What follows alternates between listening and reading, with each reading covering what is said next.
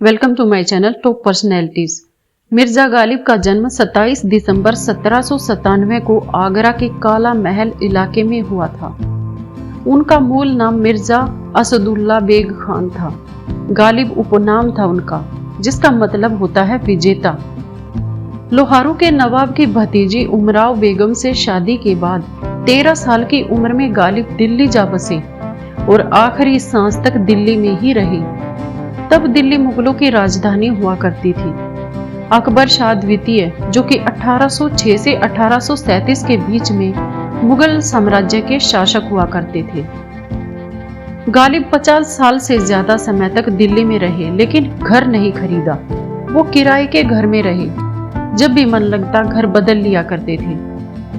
हालांकि वो कभी पुरानी दिल्ली के गली कासिम जान या उसके आसपास के इलाकों से बाहर नहीं रहे। गालिब ने दिल्ली की जिस हवेली में आखिरी सांस ली, वह भी उन्हें एक हकीम ने भेंट की थी। वो हकीम गालिब का बहुत बड़ा प्रशंसक था।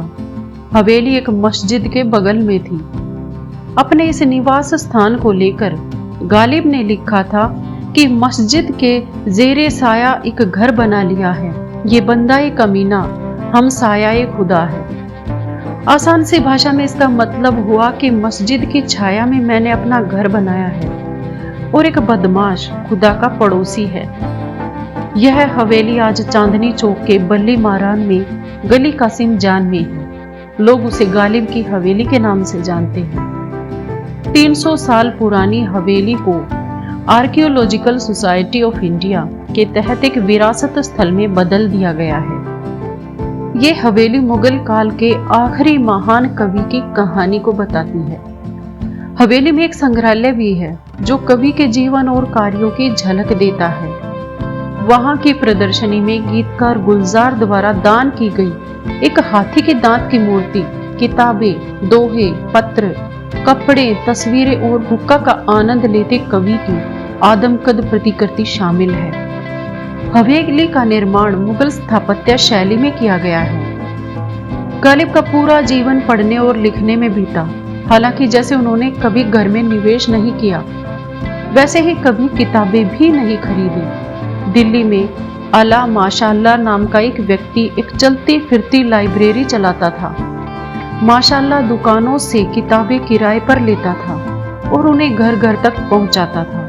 गालिब इसी लाइब्रेरी के अनेक ग्राहकों में से एक थे। सबसे दिलचस्प ये था कि गालिब ने कभी दिल्ली से बहुत दूर की यात्रा नहीं की। एक घटना इसका उदाहरण है। जब वो अपनी पेंशन के लिए 40 साल की उम्र में ब्रिटिश अधिकारियों के पास याचिका दायर करने के लिए कोलकाता गए थे, तो वो 2 साल तक कोलकाता में रहे और इस यात्रा के दौरान वो कुछ महीनों तक लखनऊ और बनारस में भी रहे। गालिब को महंगे शराब, वाइन, शैंपेन और ओल्ड टाउन विस्की या रम का शौक था। ओल्ड टाउन विस्की देश कुछ चुनिंदा छावनियों में ही मिलती थी। गालिब ने इसके लिए अंग्रेजों के साथ अपने संबंध का फायदा उठाया। दिल्ली के नजदीक मेरठ की छावनी थी। गालिब ने अंग्रेज अधिकारियों से साठगांठ करके मेरठ से ओल्ड टाउन की नियमित आपूर्ति का जुगाड़ भी कर लिया था। जब गालिब के प्रशंसक और अनुयायी उनसे कहते कि शराब पीने वालों की प्रार्थना स्वीकार नहीं होती, तो वो पूछते, जिसके पास शराब हो उसे किसी चीज के लिए दुआ करने की जरूरत भी क्या है। गालिब का घर संभालने के लिए कर्मचारियों का एक छोटा सा समूह था। स्टाफ में 2 लोग प्रमुख थे, कल्लू और वफादार। कल्लू ही गालिब के लिए शराब का प्याला तैयार किया करते थे। इसके लिए एक प्रोसेस को फॉलो किया जाता था। सैफ महमूद ने अपनी किताब beloved Delhi, A Mughal city and her greatest poets 2018 में लिखा है कि स्पिरिट को गुलाब जल के साथ मिलाकर मिट्टी के एक कटोरे में डाला जाता था और उस कटोरे को आबखोरा कहा जाता था। इसके बाद आबखोरा को ढककर मिट्टी में दबा दिया जाता था। गालिब के पीने के समय होने के कुछ घंटों पहले आबखोरा को पानी के कुंड में रखा जाता था। गालिब को जब शराब के अलावा शतरंज खेलना, जुआ खेलना और आम खाने का भी शौक था।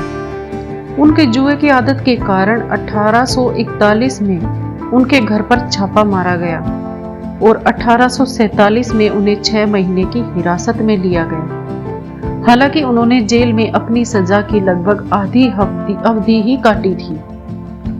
आज की वीडियो में इतना ही। मिलते हैं अगली वीडियो में एक नए विषय के साथ। तब तक के लिए खुश रहें। अगर वीडियोस अच्छी लगे तो प्लीज चैनल को सब्सक्राइब करना ना भूलें।